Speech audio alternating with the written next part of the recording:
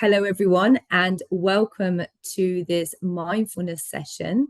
It will, as I said before, and those people that may not have been here as I announced it, this session is being recorded. We're going to be here for about 50 minutes, and I'm so excited to join you today. My name is Katrina Thomas, and I am a business psychologist. And my name is Hannah Fox, and I am a relationship manager here at Thrive. So today we will be guiding you through a mindfulness meditation practice. And I'm also going to be inviting you to access the Thrive app as well and provide you with some useful support that is already available to those using Thrive. Great. Today, as I said, the session will be about 45 minutes, 50 minutes, and it will include mindfulness techniques that you can use at home or at work. It's a quick tool to use. So if you are new to meditation, it really is a really nice thing to open yourself up to and start the experience of meditation and mindfulness. Yep, so meditation, it can produce a deep state of relaxation and a tranquil mind as well. So during meditation, you focus your attention and eliminate your thoughts that may be causing you stress. You're not trying to turn off your thoughts or feelings. You're learning to observe them. It's a great self-awareness tool and such a powerful tool to relax and connect with your mind and body. And it's also scientifically valid. Thanks, Hannah. Now, there are many types of meditation, and today we're going to do one that anyone can follow, and it gets the benefits of it really, really well. So don't worry if you're new to meditation or you practice a different type of meditation, you can easily follow this process. And all you need to do is close your eyes and follow my voice if you are safe enough to do that. So just to highlight, meditation is not spiritual. So today we'll start off by discussing why it is important to switch off and what gets in your way. So you'll be asked to access your Thrive app shortly. And if you don't have that app, please do say so in the chat now. And you can download it via your app store. So we will allow for a couple of minutes to do so before we move on. Then we will talk about mindfulness as a proven technique to step back from the emotions and stress you might be experiencing and to decrease that magnitude of stress response in our bodies. Then we'll talk about boundaries, and we will also we'll also talk about some things that you can do on a daily basis to introduce mindfulness in your life.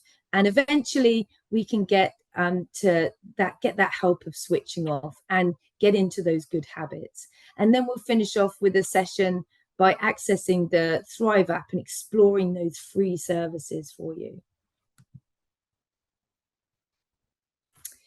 So I'd really like to start quickly by having a check-in, and I want to connect with you and ask you, what emotions are you feeling the most today? How are you feeling right now? How are you today?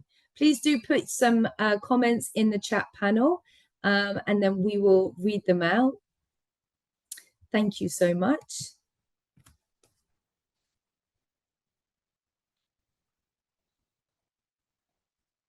Oh, Catalina and Samantha, thank you so much for highlighting that you don't have the app. If you have a look in the App Store and look for Thrive, I think Ella might help you with the comments on that. Thank you so much, Ella. But yes, do write, how are you feeling? Oh, great, it's all coming in suddenly, full bulk. Exhausted. Okay, lots going on today, is there? Happy, tense, tired, anxious. Motivated, content. Great, thank you.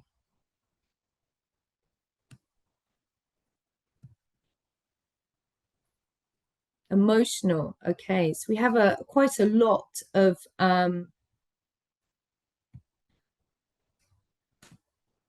quite a lot of your, let me just move that over, sorry, quite a lot of different emotions today. Thank you. And as I go over to my screen, I'm just trying to get over this bit. Okay, great. Hopefully I'm hiding my bit of screen. There we go. Do apologize. It came over a bit. Okay, fantastic. There are lots of right, okay. Under the weather. Oh, I'm sorry. There's lots of colds going around. Yeah, lots of different frustrated. Okay, good. Thank you so much for sharing with us how you're feeling today.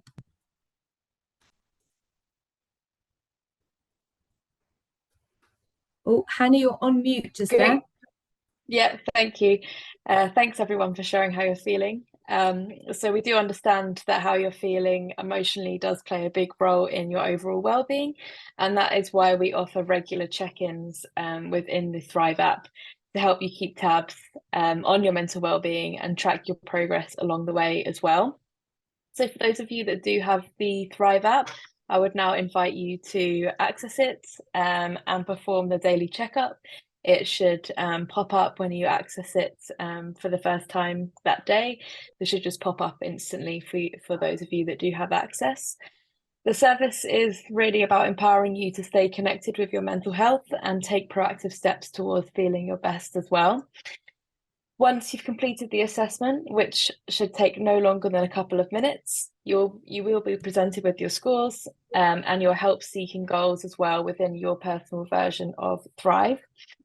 Every user's journey is unique within the app, but as an example, you may be prompted to reach out to your EAP service or encouraged to complete some of the tools and techniques within the app to help with feelings of stress, anxiety, or panic, such as meditation, for example. But now I'll hand back to Katrina, but I will be covering more of the app's features later on in this presentation. Great. Thank you so much, Hannah. And I love that the daily checkup. I find that fantastic.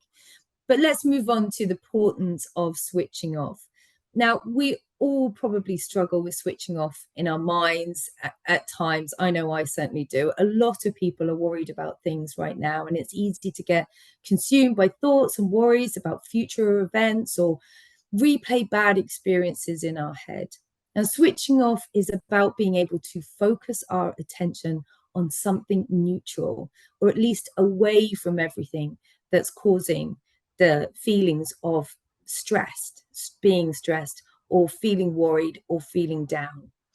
So an example of this is being able to stop work for the day and not think about the next day, or even think about what you need to finish. And I know that's really I find that very difficult to do. I know a lot of people, especially if you're working remotely, that can be quite a difficult transition when you're coming away from work but you're still in your house. So it's difficult to do that. But it does come easy to some people, however, but it does take practice, and it depends on the level of stress someone is experiencing in their life. The whole part of neutral thought is that we're not thinking about anything other than what's in the here and now. It allows us to be fully immersed in what we're doing, like eating dinner with our family or doing some exercise, and not engaging in the thoughts or worries or concerns about things outside this current environment. Now, that's not to say that you should never think about anything that isn't happening right now. The point is, we establish control over what we think about and when we think about it. Now, I might have lots of things causing me pressure at the moment, and at work as well, but I should be able to not think about it for an evening, or even the weekend, or even when I'm on holiday. So it's enjoying that time to do some other things. And this is incredibly important for our mental well-being, because we need to switch off, and it ensures we're able to be healthily managing our stress. When that does happen, we have an increased resilience and we replenish our mental health resources. So it's also about to say, it's also important to say that when we talk about switching off, this isn't about ignoring or avoiding things. Naturally, there will always be things that we need to think about or worry about, but it's that joint effort. So having that cognitive control, and so things don't become overwhelming.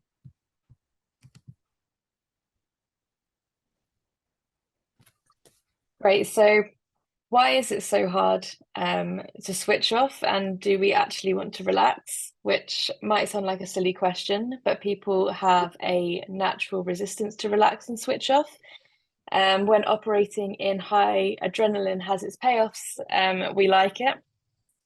Alternatively, relaxing and switching off feels like a downer and something that we shouldn't be doing. So I'm going to talk through some of the main reasons why we are unwilling to switch off. So we might think, if we relax, how would we get everything done? Stress can be a way of life. Many people can achieve really great things in their life and career by operating on dangerously high levels of stress.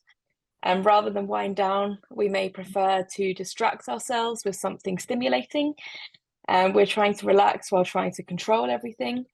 This way, it's impossible to switch off, but we need to accept that we can't control everything, and that's okay. And this will take time and practice to fully understand and accept. Sometimes if people relax, negative emotions come up. So for some people, blocking feelings can become a strategy to escape from their reality and to avoid negative feelings. So we prefer to focus on something different instead of the main reason that does cause us stress. We can also be chemically addicted to stress. Cortisone and endorphins are painkillers, like morphine, and adrenaline acts like an amphetamine. People get hooked on stress as their legal drug factory, and we get a drug high when stressed, even if you feel exhausted by the end of the day. You may also feel awful and not yourself if you really sort of relax and go into withdrawal mode. We're also unfamiliar with relaxation, so most of the time we're very perceptive when we are in a relaxing state of mind. Our mind wanders amid sort of pleasant thoughts, or we mentally disconnect and drift towards sleep, and nothing seems to matter. Sometimes people are struggling to relax because they don't know what to aim for. Many people can only think of relaxation as the absence of pain. Relaxation is much more positive state. If we know what relaxation feels like and we are mentally alert, then we can reach this state of mind more quickly at any given point of time. That's the reason why people use mindfulness, meditation, and other relaxation techniques to relax. So I would invite people now to write in the chat, if they wanted to, what helps you to switch off. Thanks so much, Hannah. There's some really poignant points there. The way in which I think they call it the monkey chatter as well, about if you were to actually quieten yourself, how much does that mind take over, and how much can you actually stay in control? Oh, there's some great stuff here coming through. Running outdoors, photography, lovely. Going for a walk in nature, yeah, that's great. Walking every day, fantastic. That physical exercise really does help with stress levels as well. Music, brilliant. Oh, cook my favorite meals. Maria, thank you for that. I love food. It's a go-to when I'm stressed. Walking, yoga, exercise, excellent. Thank you. Cooking my favorite meals, yeah, having that comfort food is sometimes really needed. Thank you. Okay, let's move. Oh, walking the dog. Thank you, Hannah. Okay, so for those people that are unaware of meditation or they're new to it, I just wanted to share with you some statistics. A study showed a 23% decrease in mortality in people who meditated versus those who did not. So that's fantastic, isn't it? A 30% decrease in death due to cardiovascular problems when they are stressed, when they are looking at their stress and they're acknowledging their stress and they're using the benefits of meditation. There's also reports of significant decrease in cancer mortality. Meditation also has a positive physical benefit as well, and I know some of you have mentioned that in the chat, that you do yoga, so that's fantastic.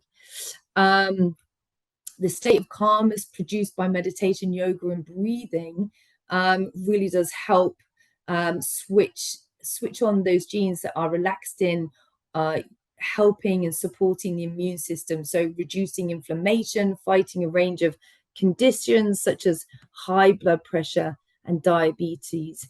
It also physically changes our brain. So one study found that meditation can actually increase the thickness of our prefrontal cortex of the brain and slow the thinning that occurs when we age, so impacting cognitive functions such as sensory and emotional processing.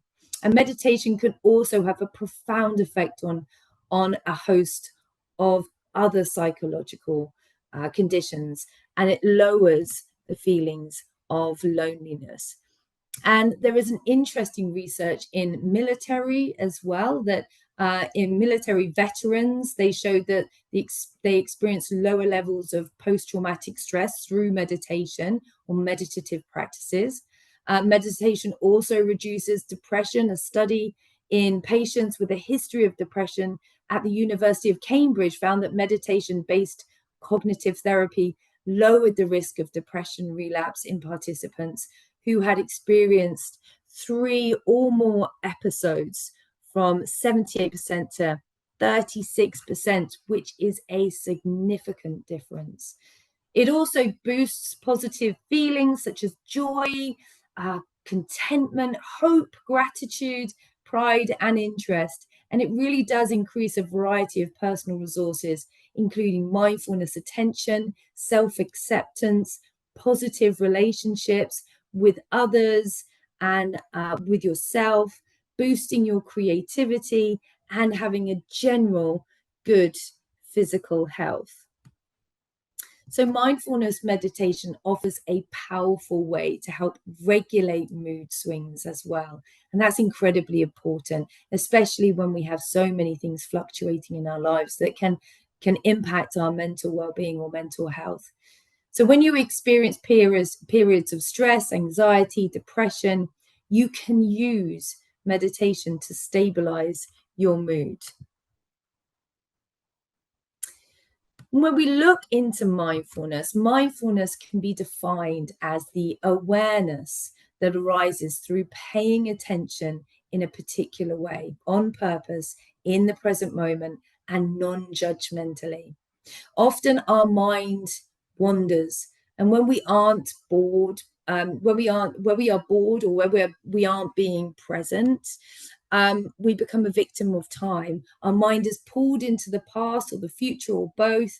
So mindfulness can help us connect with the here and the now.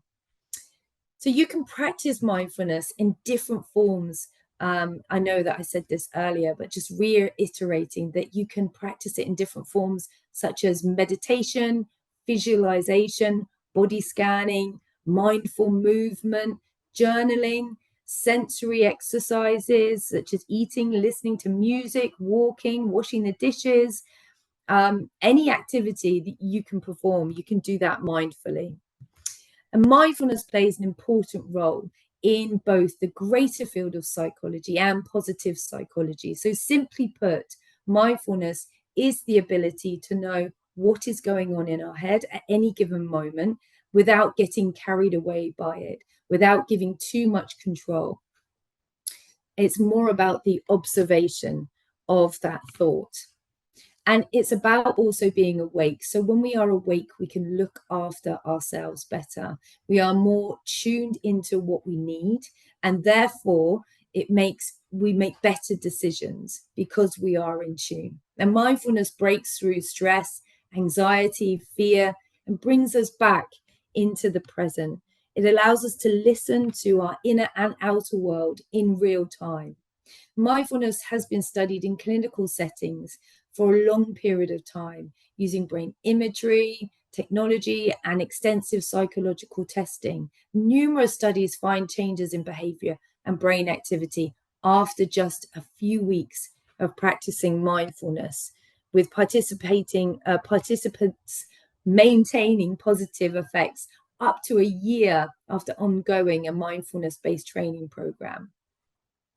So understanding the benefits of mindfulness can ground you in what you should be practicing, and it can give you better understanding of how you can experience stress and look at it more as an observation. And when we're thinking about stress, it can decrease the stress quite considerably. So mindfulness influences two different stress pathways in the brain. It changes the brain structure and activity in regions associated with attention and emotional regulation.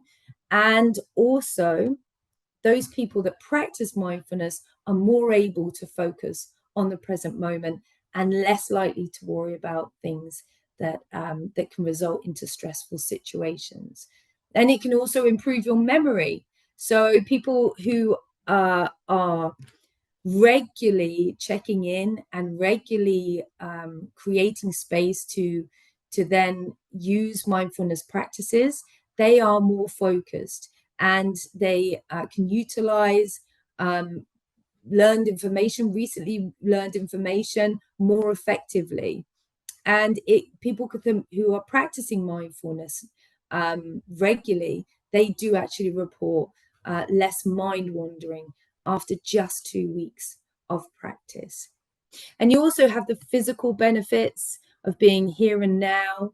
You have improvement of your sleep patterns. So you may well, if you have troubles having a full night's sleep, embedding that mindfulness actually does improve the quality of your sleep. And it also can help with problem solving, as I said, decreasing that feeling of loneliness, and improve your self-esteem. Because as you are using your time to improve yourself, to check in with yourself, to understand how you're feeling, your sense of self-worth increases, self-acceptance, and basically contentment with who you are. So we are going to introduce some meditative practices. We're going to be doing some of my personal favorites. We're going to be doing a body scan, and we're going to be doing deep breathing. So to do a body scan, you need to have your eyes closed. And you will be starting from the top of your head, and you'll work your way down to the tips of your toes, noticing any tension and any areas you need to relax and release. You need to also focus on how you feel. How does your clothing feel against your skin? Are you noticing anything, any areas of pain? And with deep breathing, we are going to, there are many mindfulness breathing techniques, and this idea is simply to focus on the attention of your breathing, its natural rhythm, its flow, and noticing how that feels on inhale and exhale without trying to change it. Okay, so as you can see on the screen, there's 4 very simple icons there, and it shows you just this very simple but effective practice. So deep breathing can help combat stress. It can also help you fall asleep. The way the body breathes can tell you a lot about how your emotions are in that present time and what you are experiencing. And when you are stressed, anxious, or angry, you may find that the breath is shallow and rapid. And when you feel safe, relaxed, and you are resting, the breath slows down and becomes deeper. And the relationship between the breath and the mind goes both ways. By breathing more deeply, you are telling your nervous system that you're safe. And so that releases endorphins, and then you can engage in your parasympathetic nervous system, which is what calms you down. and you feel responsible for feeling your relaxation and safety. So your thoughts are calmer. And the type of exercise that you can see on the screen right now has many benefits for stress reduction. And this is the 4-7-8 breathing technique. This was developed by Dr. Andrew, I think it's Weil. He refers to it as a natural tranquilizer for the nervous system. And you can practice this 4-7-8 breathing anywhere and at any time. So when you're first learning, try to practice at least twice a day.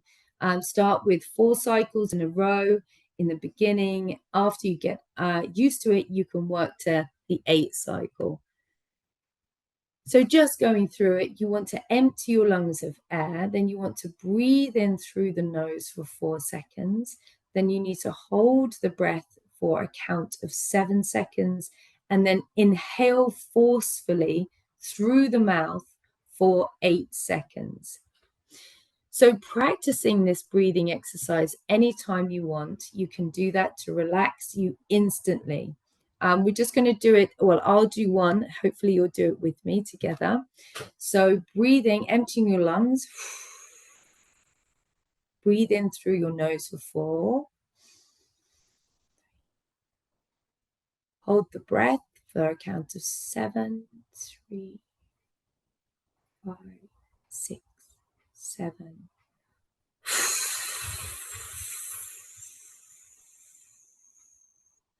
Exhaling forcefully through the mouth for 8 seconds.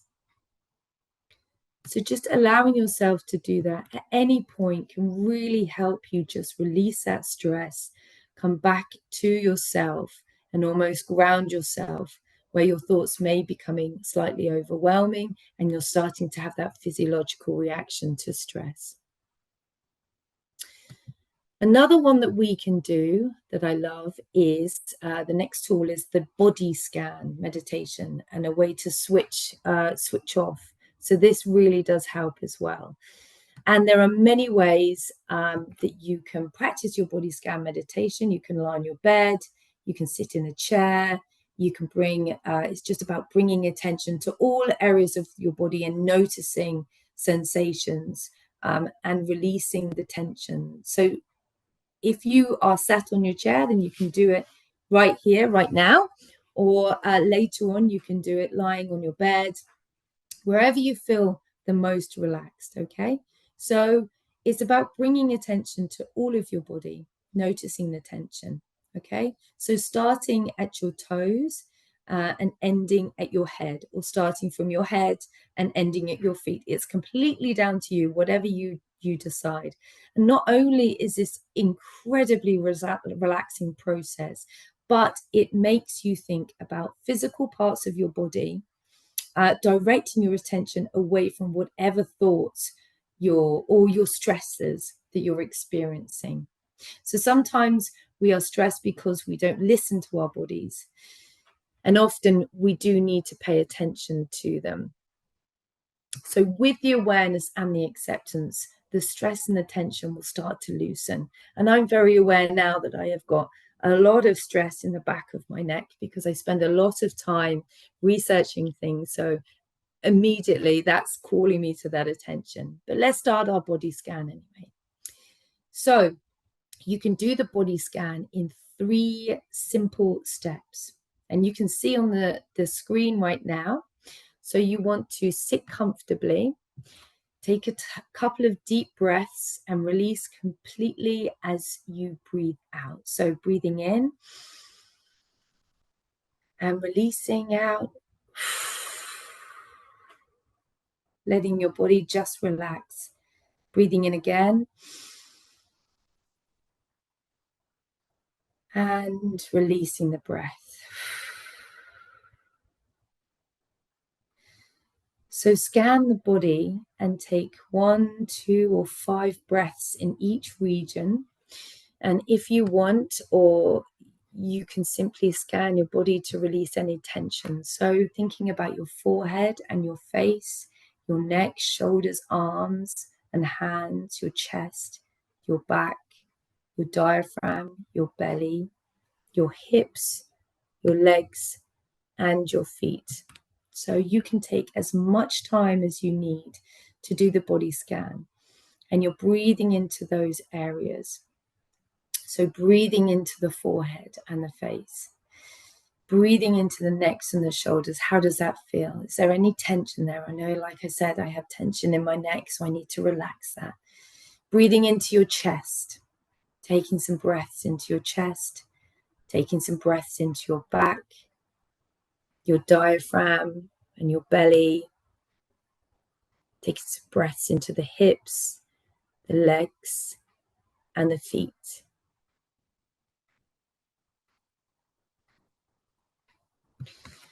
So for the next 3 minutes or so, if any thoughts come into your mind, just bring your awareness back to the breathing. So just bring yourself aware into the different parts of the body that you're breathing in. And then really focusing on those areas that feel tight. Try and breathe into those, relax them, let your body just feel heavy and grounded. Really check in with yourself.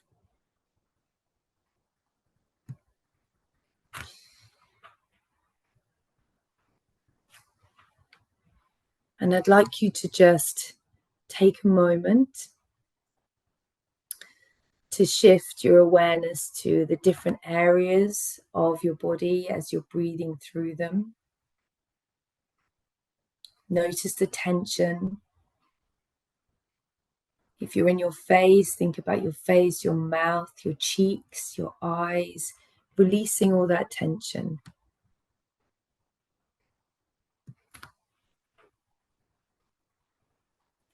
So just checking in with yourself, because so much through the day we avoid doing it or we are distracted from doing it. So bringing that attention back into your body, spending some time just relaxing, breathing through those areas.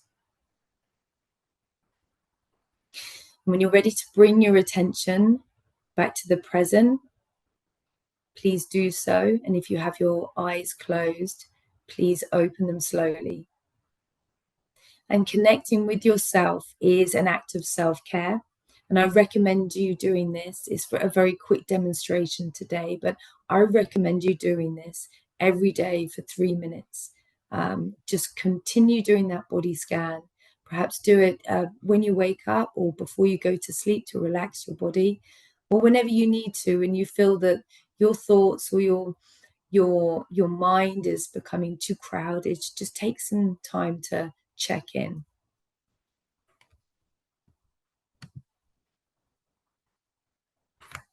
So I hope you enjoyed the few minutes of calm and peace. It has been proven in research that doing this on a regular basis makes people more resilient. People often tell us that they are struggling to find time to actually continue with relaxing activities, and you will overcome this barrier if you understand the importance of relaxation and make relaxation a part of your self-care routine and make it one of your priorities. Now, you can access the calm breathing along with a selection of well-being exercises that build resilience to everyday stresses of life through the app. And Hannah will be talking about this a little bit later on. Now, in terms of boundaries, we have to make sure that we create those boundaries. And I know I mentioned about people working remotely, living and working in the same space. So it's really important that with the mindfulness techniques, with the relaxation techniques, you also create those boundaries. And one of those is separating home and work office space. So this is an important thing to do. It's ideal if you have a study spare room, but some people don't. And if you don't, it's trying to arrange your desk not in your bedroom in order to separate the space from work and rest. When you rest, you're not reminded of work, so you're able to actually switch off. Another area is to stick to a working schedule. And I am I must admit that I find that difficult, but keeping those boundaries is so very important. So when I work from home, it might seem that I've got more time, or I can have, different extended time to complete tasks, because there's no commute, and I can eat my lunch quickly as well. But really, you should keep to those boundaries if you want to feel the benefit. And it's so very important. Some people end up spreading their work around their day from early morning till late at night, doing late hours and never actually finishing their work day because they have been flexible, sticking some personal task in between work during the day. And this certainly does not help to switch off. And in the end, they feel even more exhausted when they were before, when they were commuting to an office. So having some ground rules about your routine or your work schedule is so very important, and it is really helpful as well. Another one is to have breaks. Make sure that you're taking breaks. So many people prefer to reduce their lunch breaks in order to get more things done. However, our body does need breaks. They really do need the breaks that through the day. And it's better to have several short breaks during that day rather than work the whole day nonstop and then relax in the evening, because you become exhausted. So making sure that you have those breaks in the day are incredibly important. Have a shutdown routine. It's good to have a ritual that you repeat every day, and that signals to your brain that a work is finished and you are now open to doing something else. So you can simply pack your laptop away, or you can introduce a 15-minute rule straight after you finish work to do something nice. Listen to music, go for a walk, dance, have a wonderful meal that you would like. It's just creating that separation. So schedule regular time to do this, to make sure that you're embedding your mindfulness practice. It's really, really important, and to make sure that you create those routines. And when we talk about routines, we're talking about habits. So how are habits formed? The reminder steps here consists of cues which trigger the brain to inflate a behavior, and they act as information that predicts our rewards. And our minds are constantly analyzing our internal and external environment for hints of where the rewards can be. So whereas secondary rewards can include a sense of personal satisfaction or relief about feelings of security. So cues lead to cravings, which act as a motivational force, and it forms a routine. For example, those who smoke, you crave a feeling and then you get the relief that it provides rather than the cigarette itself. You brush your teeth because you feel like you like the feeling of being clean.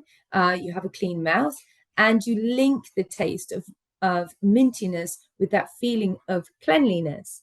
So when you're thinking about mindfulness, it's a really good idea to reward yourself in terms of mindfulness. So the relaxation, the calmness that you'll feel really does help you motivate. So if you keep looking at that as a reward system and seeing the way in which it can help you improve your concentration, your stress levels, the way in which you can clear your mind, if you do this regularly, this will start the habit, this will start the routine, and you'll be able to get those benefits. So it really is a good thing to have, to keep reminding yourself, keeping that reward insight of relaxation by having that constant routine.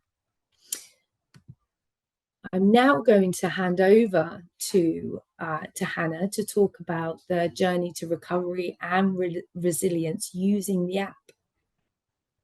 Yeah, great. Thank you, Katrina. So making sure that you do check in regularly to the Thrive app can help you to increase awareness of your well-being, and we can also signpost you to support as well. So the app is there to support you if you are feeling unwell, but is also there to help you maintain feeling well as well. So the tools and techniques within the app can be used as preventative measures to help you keep on top of your mental health, the same as you would do for your physical health.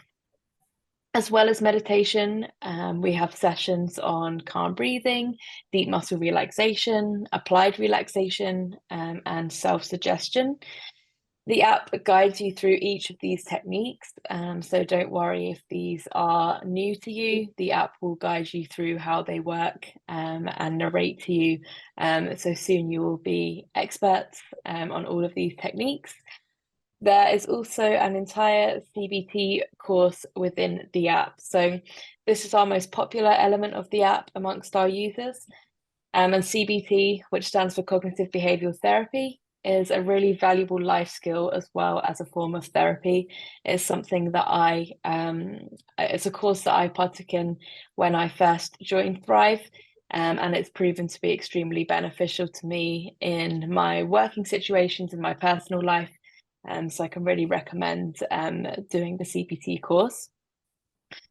Signing up to Thrive is really simple. It's as simple as creating a username and password, and then entering your organization's unique access code. Everything within the Thrive app is 100% confidential, so your data will not be visible to your employer or to anyone at Thrive. And everything that you do within the app, it all feeds back into your personal goals and recommendations. And everything is designed to help you to recover and to stay well as well. Thank you to Katrina. I'll hand back to you now. Fantastic. And I'm interested as well, if you wouldn't mind just popping, we have a couple of minutes spare. I'm really interested in seeing who actually accesses the Thrive app. And if you can access that now on your phones, that would be great. Having that check-in or finding the breathing exercise it's really easy to find. So it would be great to see if anyone can access their app now. Please do put some comments in the chat to see if you do use your regular check-in. I know Hannah, both you and I use the app. It's really, really interesting. I find it exploring those the different platforms and all the things that are available. Okay, so I'm just going to leave one more minute to see if has anyone accessed that app just now.